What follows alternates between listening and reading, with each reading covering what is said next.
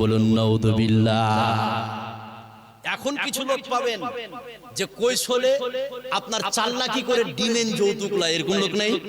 এই কথা বলার আছে না নাই? যে বিয়ের পরে যদি যৌতুক নাই, বিয়ের পরে যদি শ্বশুরের কাছ থেকে গাড়ি নাই, তাহলে এটা কি হালাল হবে? এই কথা বলেন, এটা কি হালাল হবে? এটা হালাল না, এটা হচ্ছে হারাম। বিশ্বের কোন মায়ের বেটাকে হালাল করতে পারবে না। পারবে? পারবে। দেখবেন চাল্লাকি করে যৌতুক ডিমেন নাই শ্বশুরের কাছ থেকে। বেটা হাজী সাহেব টুপি মাথায় দিয়েছেন, এই লম্বা লম্বা দাড়ি আর পাঞ্জাবি আর জুব্বা তসবিহ হাতে গুনে বেটার বউ দিবে, বেটার বিয়ে দিবে, বউ খুঁজছে। খুঁজতে খুঁজতে বউ ঠিক হয়ে গেল, এবার লেনদেনে বসলো। লেনদেনের মুখ্য উদ্দেশ্য হচ্ছে আপনার মোহর। মুখ্য উদ্দেশ্য কি? এই কথা বলেন, মুখ্য উদ্দেশ্য কি? মোহর দিতে হবে স্ত্রীকে। ওটা আলোচনা না হয়ে হাজী সাহেব চারে বসে আছে আর টুপি মাথায় পান আর দাড়ি হিলাচ্ছে আর তসবিহ গুনছে। এবার মেয়ের বাপ বলছে, হাজী সাহেব বেটার তো আপনি বিয়ে দিবেন, তো কি আপনাদের ডিমান্ড আছে, কি নেবেন? তো বলে, ছি ছি তোবা তোবা, এটা কোনো কথা হলো? এটা কোনো কথা হলো? আপনি কি কথা বললেন? আমি বেটার যৌতুক ডিমান্ড নিব? আমি এই বিষয়ে কিছু বলতে পারবো না। আপনি আমার বড় জামাইকে বলবেন, ওই কি সব কিছু জানে, এই হারাম করে সবই জানে। আর বড় জামাইয়ের নামে টলাইছে, আছে না নাই? এই জুব্বার পাঞ্জাবের হাজিগিরি দেখিয়ে বলছে আমি কিছু জানি না, আমার বড় জামাই জানে। এই হারাম করে সব জানে। জানে কি জানে না? কথা বলেন, জানে কি জানে না? জানে। এবার আপনার কৈশলে যৌতুক ডিমান্ড নাই, বলে যে এখনকার চাংড়া পিলা তো সাইকেল চালাতে চায় না, আমার ছোট বাটার বিয়ে দিয়েছি তো ওরা নিজের মনে মোটরসাইকেল দিয়েছে, তো তোমার জামাইকে কি দিবা, আমার তো কোনো ডিমান্ড নাই। এটা হচ্ছে কৈশোরে চাল্লাকি করে ডিমান্ড চাওয়া, আছে না নাই? এটাকে হারাম করে দিয়েছে কে? কথা বলে, এটাকে হারাম করে দিয়েছে কে? আল্লাহ এবার যারা চাল্লাকি করে ডিমান্ড নাই তাদের শাস্তিটা কি? এবার সূরা বাকারার মধ্যে একটা ঘটনা বলে দিয়েছে, শুনলে আপনি অবাক হয়ে যাবেন। ঘটনাটাকে শুনুন, তারপর আয়াতটা বলছে, খুব লক্ষ্য করুন। যারা চাল্লাকি করে হারামের বিষয়ে, হারামকে হালাল করতে যায় চাল্লাকি করে, তাদের ব্যাপারে ঘটনাটা একটা আছে, খুব ভালো করে শুনুন। ইহুদিদের জন্য শনিবারের দিন মাছ খাওয়া হারাম ছিল। কি ছিল? শনিবারের দিন ইহুদিদের জন্য মাছ খাওয়া কি হারাম ছিল। এবার তারা কৈশল অবলম্বন করলে, চাল্লাকি করলে, হাজী সাহেবের মতো চাল্লাকি করেছিল। কি? যে শনিবারের দিন তো মাছ খাওয়া হারাম, আর আল্লাহর কি হুকুম, শনিবারের দিন মাছগুলো কিনারায় বেশি করে আসতো। কথা বুঝছেন না? বেশি করে আসতো। আর সেই দিনই ইসলাম এটাকে হারাম করেছে যে শনিবারের দিন মাছ খাওয়া কি যাবে না। ইহুদিদের জন্য এটা হারাম করে দেওয়া হয়েছিল, এটা বিধান ছিল, এখন বর্তমানে নাই। এবার তারা করলো কি, যে শনিবারের দিন মাছ তো বেশি করে আসছে, আর এই দিন ইসলাম আল্লাহ হারাম করেছে, খাওয়া যাবে না। তো তারা খালি কৈশল অবলম্বন করলো, চাল্লাকি করলো। চাল্লাকিটা কি? নদীর কিনারে গর্তকে খনন করলো, গর্ত করলো। গর্ত করার পরে হালকা করে ওই নদীর পানি এই খালের মধ্যে আপনার ভরে দিল, আর তার সঙ্গে পানির সঙ্গে সঙ্গে মাছগুলো চলে আসলো। কথা বুঝছেন না? তারপরে ওটাকে বন্ধ করে দিল, যে আমরা আজকে খাবো না, রবিবারের দিন ধরে খাবো। কথা বুঝছেন না? এবার রবিবার হলো, ওই খালটাকে আপনার ডাঙা করে পানিগুলোকে শেষ করার পরে মাছগুলোকে যখন ধরে খেয়ে নিল, আকাশ থেকে তাদের উপরে বিপদ নাজিল করলো কে? কথা বলুন। শুধু কৈশল অবলম্বন করেছে, চাল্লাকি করেছে, যে শনিবারের দিন তো খাওয়া যাবে না, তো বাধা দিয়ে দেবো আর রবিবারের দিন ধরে খাবো। কথা বুঝছেন না? এই চাল্লাকি করার কারণে, কৈশল করার জন্য তাদের অবস্থা কি? হাজী সাহেব ভালো করে শুনুন। যারা শ্বশুরের কাছ থেকে ডিমান্ড করে, চাপ সৃষ্টি করে কৈশলে আপনি ইংগেলে আপনার যৌতুক নিয়েছেন, তাদের জন্য এবার আয়াতটা বলছি। যারা কৈশল অবলম্বন করে আপনার মাছ খেয়েছিল, তাদের অবস্থাটা আল্লাহ পাক কোরআনে কারীমের মধ্যে বলছেন, খুব ভালো করে শুনুন। আল্লাহ রাব্বুল আলামিন বলেন, ওয়ালাকাদ আলিমতুমুল্লাযীনা আতাদাউ মিনকুম ফিস সাবতি ফাকুন্না লাহুম কুনু কিরাদাতান খাসিন। আল্লাহ রাব্বুল আলামিন যারা শনিবারের দিন মাছ খাওয়া হারাম ছিল, মাছগুলোকে আটকে রেখে কৈশল অবলম্বন করে, চাল্লাকি করে যারা রবিবারের দিন ধরে খেয়েছিল, আল্লাহ রাব্বুল আলামিন এই ইহুদিদেরকে রাতারাতি আল্লাহ পাক বানরে পরিণত করে দিয়েছিল। জোরে বলুন নাউযুবিল্লাহ। এই যৌতুক যারা নিয়েছে কৈশলে, তাদেরকে বান্দর বানাতে পারে কি পারে না? এই কথা বলুন, পারে কি পারে না? পারে। তার 2 নম্বর হারাম হচ্ছে যৌতুক। নাম্বার 3, খুব ভালো করে শুনুন। 3 নম্বর আছে, আপনাদের বিরক্ত লাগছে? বিরক্ত লাগছে কি? লাগে না, উঠবেন না। নাম্বার 3 যেটা হারাম মারাত্মক, যেই হারামের নাম হচ্ছে ঘুষ।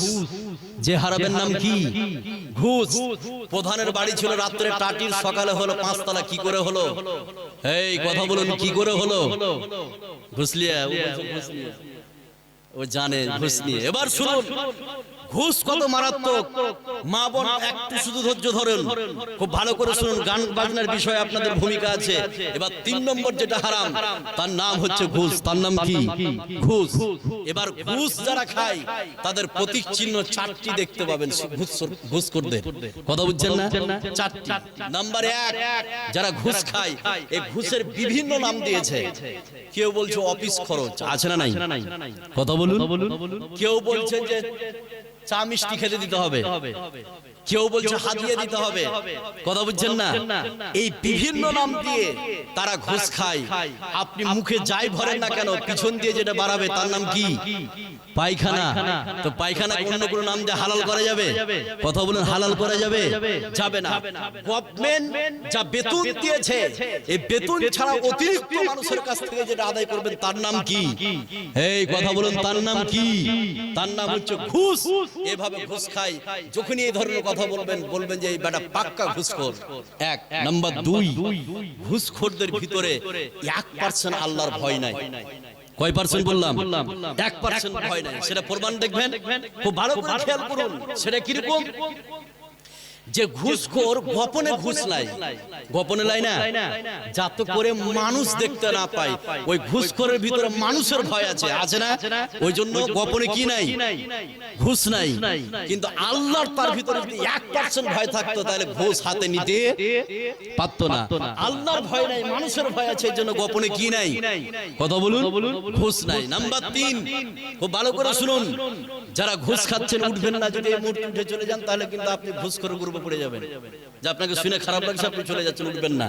নাম্বার 3, খুব ভালো করে শুনুন। ঘুষখোরদেরকে কি করে চিনবেন? খুব মনোযোগ সহকারে শুনুন।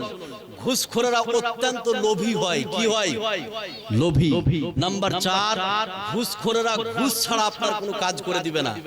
আপনার ভাতিজা বা আপনার ভাই বা আপনার পড়োশি কোনো ব্লকে বা কোনো অঞ্চলে বা কোনো সাব ডিভিশনে কাজ করছে। এবার আপনি একটা পেপার ভাবে তাকে দিলেন যে ভাই এই আধার কার্ড বা ভোটার কার্ডটা আমার হচ্ছে না, একটু করে দিতে হবে। আপনার কাছে পেপারটা নিয়ে নেবেন, দেখেন কত কৈশল আপনার কাছে টাকা নেবে। সরাসরি তো চাইতে পারছে না। পেপারসটি নেওয়ার পরে ওর টেবিলের মধ্যে ফেলে দিবে। 5 দিন পরে ফোন করে বলবে জনসদ ভাই, হে বলে কি না, তো শালা এখনকার অফিসার খুব খারাপ হয়ে শালা টাকা ছাড়া কোনো কাজ করে না। কিন্তু ওই চিটার একবার তো জমা করে টেবিলে ফেলে রেখেছে।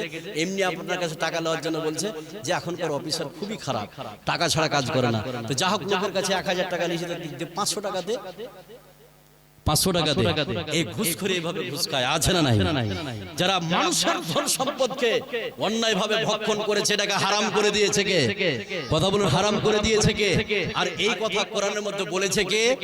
আল্লাহ। এবার আয়াতটা বলছি, তারপরে কি আপনার ঘুষ, যারা ঘুষ খাচ্ছেন, হারাম খাচ্ছেন, তাদের বিষয়ে একটা হাদিস বলবো, আপনি চমকে যাবেন। এবার আয়াতটা বলছি এই ঘুষখোরদেরকে, যারা ঘুষ খায়, এই ঘুষকে হারাম করে দিয়েছে কে? আল্লাহ। এবার আয়াতটা বলছি, খুব ভালো করে শুনুন। আল্লাহ রাব্বুল আলামিন বলেন, ওয়ালা তাকুলু আমওয়ালাকুম বাইনাকুম বিল বাতিলি ওয়া তাদলু বিহা ইলাল হুকামি লিতাকুলু ফারিদাতাম মিন আমওয়ালিন নাসি বিল ইসমি ওয়া আনতুম তা'লামুন। আল্লাহ রাব্বুল আলামিন বলেন, শুনে নাও, তোমরা এক অপরের সম্পদ অন্যায় ভাবে ভক্ষণ করো না। তোমরা এক অপরের সম্পদ 0% 1% অন্যায় ভাবে ভক্ষণ করো না। আল্লাহ রাব্বুল আলামিন অন্যের ধন সম্পদকে ভক্ষণ করা হারাম করে দিয়েছে। জোরে বলুন নাউযুবিল্লাহ। আজকে বর্তমান যুগে আপনার পঞ্চায়েত থেকে সেন্ট্রাল অফিস পর্যন্ত যতগুলো অফিসার বসে আছে, প্রায় অফিসার ঘুষখোর। প্রায় শব্দ নয়, প্রায় অফিসার কি? কথা বলুন, প্রায় অফিসার কি? ঘুষখোর। আপনি থানা যান, আইসি, ওসি, এরা সকলেই ঘুষখোর, আছে না নাই? প্রায় এরা ঘুষখোর আছে। এবার আমি পরিষ্কার করে বলতে চাই, যারা ঘুষের টাকা দিয়ে, হারামের টাকা দিয়ে শরীরকে তৈরি করেছে, এই শরীর কোনোদিন জান্নাতে যেতে কথা বলুন, পারবে না। এই কথা বিশ্বনবী বলেছে। বলেছে কে? কথা বলুন। বিশ্বনবী, লা ইয়াদখুলুল জান্নাতা জাসাদুন গুদ্দিয়া বিল হারাম। হারাম দ্বারা শরীর গঠিত কোনোদিন জান্নাতে যেতে পারে না। আর এই হারামখোরদের কোনো দোয়াও আল্লাহ কবুল করবে না। নাউজুবিল্লাহ বলবেন না। যারা এই বিশ্বে ঘুষ খেয়েছে, ঘুষের টাকাতে জীবন যাপন করছে, স্ত্রী কাপড় করে কিনেছে, ছেলে মেয়েকে পড়ায়, বাড়ি করেছে ঘুষের টাকা দিয়ে, এই ঘুষখোর এই শয়তানদের কোনো দোয়া আল্লাহ কবুল। এই কথা বলুন, কবুল।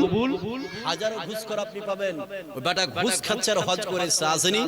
এই কথা বললে সিনা আসেনি। এদের কোনো ইবাদত এবং দোয়া কবুল হবে না। এই কথা বিশ্বনবী বলে দিয়েছে। কে বলেছে?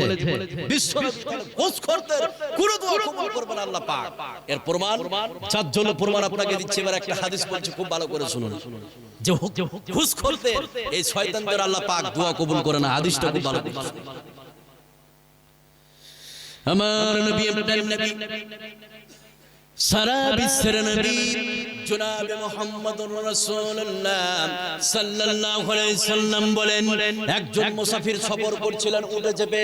সফর করতে করতে লোকটি ক্লান্ত হয়ে উট থেকে নেমে দুইটা হাত উত্তোলন করে আল্লাহ পাককে বলছেন, ইয়া রব্বি, ইয়া রব্বি, ও আমার রব, ও আমার রব। বিশ্বনবী বলছেন, তার কাছে যে পানি আছে সেটা হচ্ছে হারামের টাকায়, তার কাছে যে পোশাক আছে সেটা হচ্ছে হারাম, তার কাছে যে খাবার আছে সেটাই হচ্ছে হারাম, তার কাছে যে পোশাক আছে সেটাও হচ্ছে হারাম। বিশ্বনবী বললেন, ফান্না ইস্তাজাবু লিজালিক, কি করে আল্লাহ তার দোয়াকে কবুল করবেন? তার মানে হারামখোর যারা আছে তাদের দোয়া আল্লাহ পাক কোনোভাবে কবুল করবে না। জোরে বলুন নাউযুবিল্লাহ। এই হারামখোরদের দোয়া কবুল করবে না, আর হালালখোরদের দোয়া কবুল করে নিবে কে? হালালখোরদের দোয়া কবুল করবে কে? আল্লাহ। তাহলে হারামখোরদের দোয়া কবুল হবে না, বিশ্বনবী বলেছেন, আর হালালখোরদের দোয়া কবুল করে নিবে কে? আল্লাহ। এবার হালালখোরদের দোয়া দলিল দিচ্ছি, যার জন্য প্রমাণ আপনার হাতে হাতে প্রমাণ। হালালখোরদের দোয়া কবুল হয়ে যাবে 100%, হারামখোরদের দোয়া কোনোদিন কবুল হবে না। এবার হালালখোরদের দোয়া কিভাবে কবুল হবে? খুব ভালো করে শুনুন, দুইটা দলিল আপনাকে বলছি। এই বিশ্বে, এই পৃথিবীতে একজন নবী এসেছিলেন। এই বিশ্বে, এই পৃথিবীতে একজন নবী এসেছিলেন, তার নাম হচ্ছে হযরত ইব্রাহিম আলাইহিস সালাম। কি নাম বললাম? ইব্রাহিম আলাইহিস সালাম। ইব্রাহিম আলাইহিস সালামের বয়স যখন 86 বছর। কত বছর? 86 বছর। সে সময় দেখেন হালালখোরদের দোয়া কবুল। সে সময় আল্লাহ পাককে বলেছিল, হে আল্লাহ, আমার তো কোনো সন্তান নাই, রব্বি হাবলি মিনাস সলিহিন, তুমি আমাকে একটা নেক সন্তান দাও। এইভাবে যখন দোয়া চাইলো, আল্লাহ পাক সঙ্গে সঙ্গে তার দোয়াকে কবুল করে নেক সন্তান দিয়ে দিল কে? কথা বলেন, দিয়ে দিল কে? আল্লাহ। হালালখোরদের দোয়া কবুল, কিন্তু হারামখোরদের দোয়া কবুল হবে না। এই পৃথিবীতে আরেকজন নবী এসেছিলেন, তার নাম হচ্ছে হযরত জাকারিয়া। কি বললাম? জাকারিয়া। দেখেন হালালখোরদের দোয়া কবুল, হারামখোরদের দোয়া কবুল নয়। এবার হালালখোরদের দোয়া কবুল। হযরত জাকারিয়া আলাইহিস সালাম, তার বয়স, তার স্ত্রী ছিল বন্ধ্যা, বাঞ্ঝি, বাজি, বুঝছেন না? বাজি। তো বাজি মেয়ের বাচ্চা হয় কি? কথা বলুন, হয় না। আল্লাহ যদি চায় হবে কি হবে না? হবে। এবার যে কথাটা আমি বলছি, হযরত জাকারিয়া আলাইহিস সালাম হালালখোর, দোয়া করার সাথে সাথে কবুল করে নিল কে? আল্লাহ। তার স্ত্রী বাঞ্ঝা, বন্ধ্যা, আল্লাহর কাছে দোয়া করলো। দোয়াটা কি? কোরআনে কারীমে সেই কথা আল্লাহ পাক বলে দিয়েছে।